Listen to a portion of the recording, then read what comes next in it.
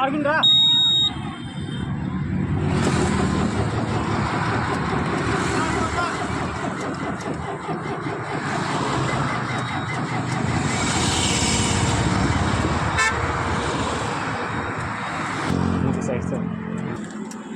मुंह देख के ऐसा लग रहा है भाई का जैसे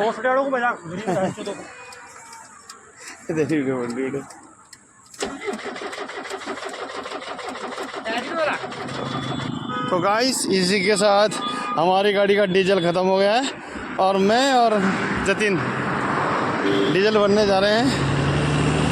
ये थोड़ी सी गलती हो गई हमारे भाई से, गाड़ी तो बड़ी अच्छी चला रहे थे पर भूल गए कि डीजल भी भराना पड़ता है। अब हम चलें पैदल डीजल लेने।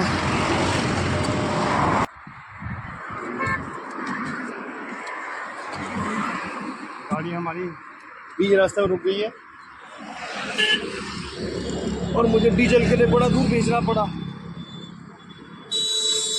हेलीकॉप्टर ले लो।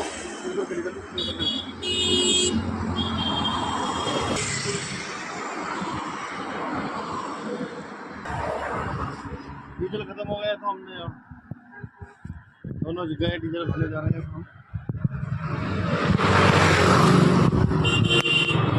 और मैंने लोगों से जिस तरह पूछताछ किया तो वो कह रहे कम से कम आपको प्लेटफॉर्म 20 से 25 किलोमीटर दूर मिलेगा। ये तो बड़ा ही कठिन कार्य है और ये काम उन्होंने मुझे सौंपा है क्योंकि उन्हें पता नहीं 20 से 25 का 50 किलोमीटर सिर्फ यही जा सकता है और तो किसी के बस के लगे नहीं रहा, इसलिए उन्होंने मुझे भेजा है। मैं अपनी पूरी तैयारी से रास्ते के लिए मैंने बिहड़ जंगल पड़ेगा वहाँ के लिए मैंने खाना हमने ले रख लिया है। मेरे साथ जतिन को भेजा गया है क्योंकि उन्होंने सोनू को इसने मना किया क्योंकि वो बेहोश हो जाएगा रास्ते में। तो मैं देखो मैंने रास्ते में अपने लिए खाना इसी में खाना है और इसी में हमें डीजल भर के लाना है। हम पहुँच गए हैं बड़ा एक खतरनाक बिहड़ आदिवासी गिरा, यहाँ पे एक गाड़ी तक नहीं चलती इस रोड पर और ये बड़ा ही खतरनाक बिहड़ इलाका है नुन्ना वाला। और भाई साहब से हम पूछते भाई साहब यहाँ पर डीजल कहाँ मिलेगा? भाई साहब को भी नहीं पता डीजल कहाँ मिलेगा। ये भी नए हैं, ये भी कह रहे हैं हम अभी निकले हैं आदिवासी हैं ये भी। तो हम जाते हैं, कोई गाड़ी का नाम नहीं, कोई किसी स्कूटी नहीं दिख रही है। हाँ ये गलती से एक तो आ जाती है बीच में, बड़ा ही खतरनाक जगह है। और ये कम से कम 20-20 लीटर की मैंने कैन उठा रखी है। और गाइस इस जगह का नाम आप सुनोगे तो आश्चर्यचकित हो जाओगे। इस जगह का नाम सामने देखो, सामने देखो, जगह का नाम है नुन्ना वाला। यहाँ के लोगों के साथ नुन्ना ही नुन्ना होते होंगे, हमारे तो है ही नहीं। अब हमें जाना है कम से कम 80 किलोमीटर नजीमाबाद, वहाँ से हमें तेल लेके आना है। सबसे बड़ी दिक्कत तो इस बात की है कि हमें कोई गाड़ी कोई वाहन यहाँ तक कि घोड़ा गधे खच्चर कुछ भी नहीं मिल रहा है। हमें पैदल ही यात्रा को संपन्न करना है। हमारी कोट बड़ा ही प्यास से मेरा गला सूखा जा रहा है। वैसे भी मैंने सुबह से कुछ नहीं खाया, हाँ गलती से 2 कोल्ड ड्रिंक और एक गन्ने का जूस पिया है। बड़ा ही टफ है भाई, यहाँ पे खुले हम निकल नहीं सकते। बच्चों को तो यहाँ अपने लोग घर पे छुपा के रखते हैं। कभी कोई बच्चा या उसकी माता आपको रोड पे दिखे तो समझ लो छल है, वो आपसे पैसा लूटना चाहते हैं।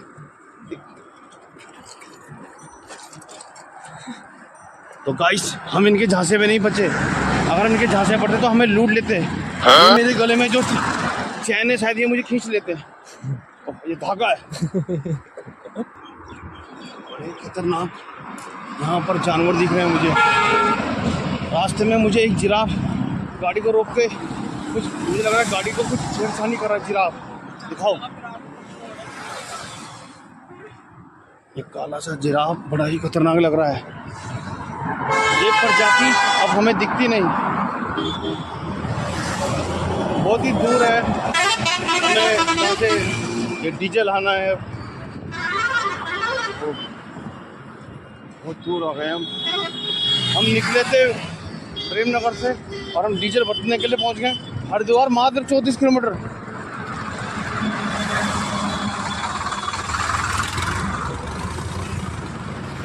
गाइस देहरादून में जो ये सीन बन रहा है, यू टर्न, इसे यू टर्न कहते हैं। यहाँ से यू करके टर्न लेते हैं। अभी मैं किसी से पता करता हूँ यहाँ के आदिवासी लोगों से, वैसे ना हिंदी समझ में नहीं आती, फिर भी बात करने की कोशिश करता हूँ। एक मिनट रुको भाई साहब, ये पेट्रोल पंप किधर होगा? आगे है। तो ये शायद समझ गए मेरी भाषा। ये आदिवासी लोग हैं, इनकी समझ में बिल्कुल भी नहीं आता हिंदी।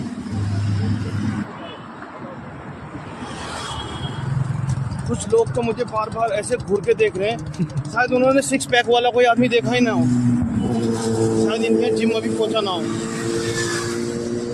अब मुझे इस चीज़ का कोई घमंड नहीं है कि मेरे एब्स बन रखे हैं या मेरी बॉडी अच्छी है, बस थोड़ा पेट ज़्यादा बाहर आ गया है।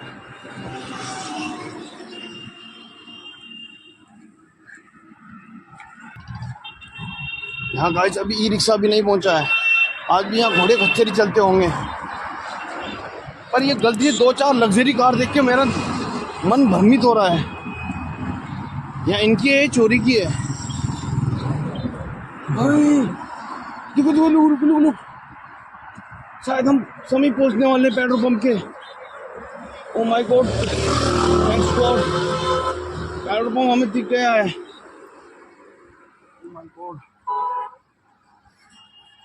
बड़ी मेहनत के बाद, कम से कम 20 किलोमीटर पैदल चलने के बाद मुझे पेट्रोल पंप दिख गया है। शायद पेट्रोल पंप है या केरोसिन तेल है, इसकी भी मुझे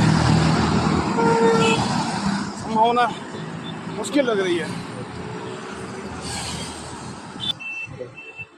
यहाँ के लोग कुछ अटपटे अटपटे नाम यहाँ के रखते हैं जो यहाँ के हिसाब से बिल्कुल मैच और सूट भी नहीं कर रहे हैं।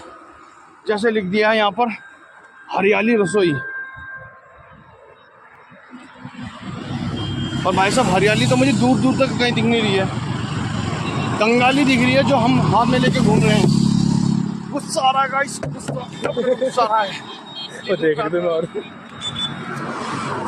ये लोग सोच रहे हैं ये क्या हो गया, हम गुस्सा आ रहा है।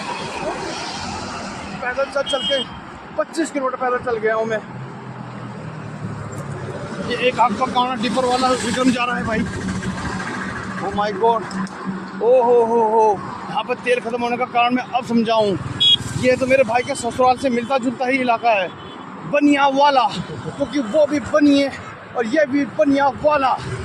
इन बनिया वालों के चक्कर से हमारा तेल खत्म हो गया है। अब ये काले से प्राणी से पूछता हूँ मैं, ये काले से प्राणी पेट्रोल पंप कहाँ है? तो ये काला सा प्राणी है यहाँ पे, तो एक काला सा प्राणी बता चुका है मैं, पर मैंने इससे बड़ा बेहद बदसूरत और काला व्यक्ति अपनी ज़िंदगी में कभी नहीं देखा। इतना काला कि सामने काला कुत्ता भी से देख के खुश हो रहा हुआ। कम से कम मैं इससे गोरा तो हूँ। ओह माय गॉड, हम पहुँच गए हैं पेट्रोल पंप के समीप। मुझे रोड पास करनी है, पर यहाँ पर बड़े बड़े जानवर मुझे रोड पे दिख रहे हैं।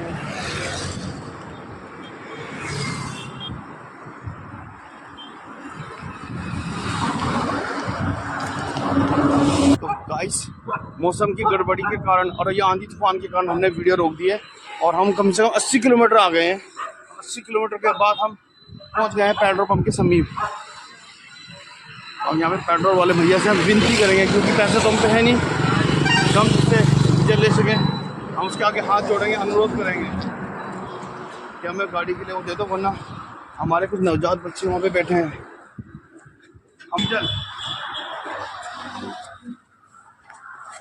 यहाँ पर सबसे महंगा चीज़ देखिए, पेटीएम का बोर्ड, जो हम पे गूगल पे फोन पे तो है नहीं। आजा भाई, शायद ये विदेशी लोग हमारी बातें समझ जाए, क्योंकि मुझे ये भी आदिवासी लग रहे हैं। अच्छा डीजल,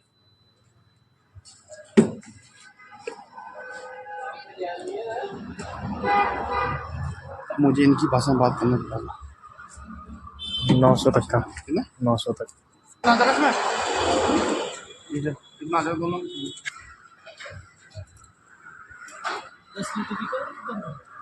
10,000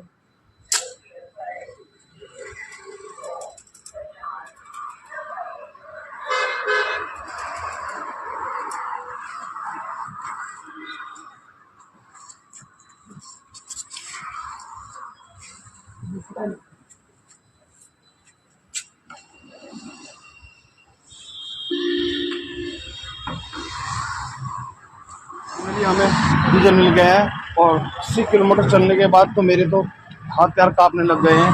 अब मैं इसी के साथ जैसे अपने घर जाऊंगा तो अपनी वाइफ को कहूँगा कि मेरे हाथ पैरों की मालिश कर दे। और गुस्सा तो मुझे मेरे भाई प्यारा जी कर रहा है, उसके जाते कब मैं 2-3 मुक्के मारूँ। अब मुझे इसे लेकर 80 किलोमीटर और वापस जाना पड़ेगा।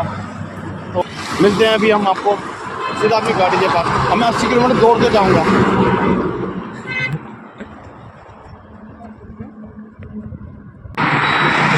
यहाँ के लोग बहुत अच्छे हैं, अगर हम इनसे मदद के लिए अगर हाथ बढ़ाएंगे, इनसे लिफ्ट मांगेंगे तो हमें दे देते हैं। अभी यहाँ आपको बताता हूँ किस टेक्निक से यहाँ लिफ्ट मांगी जाती है।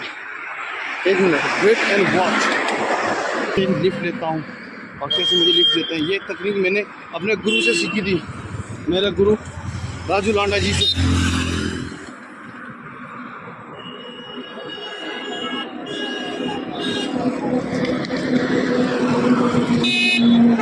तो मैं यही से देख के वापस हो गया।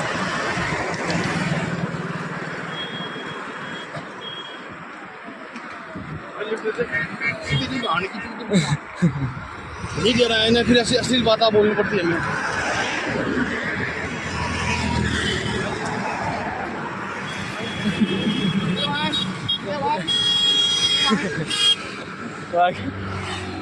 मैं 80 किलोमीटर पैदल चलने का डीजल लेके आ गया हूँ और मैं थक चुका हूँ। मेरे पैर भी देखो अब तक कांप रहे हैं। हमें रास्ते में ये पुरुष आदमी मिले, इनसे मिलके इन्होंने हमारी रक्षा करी।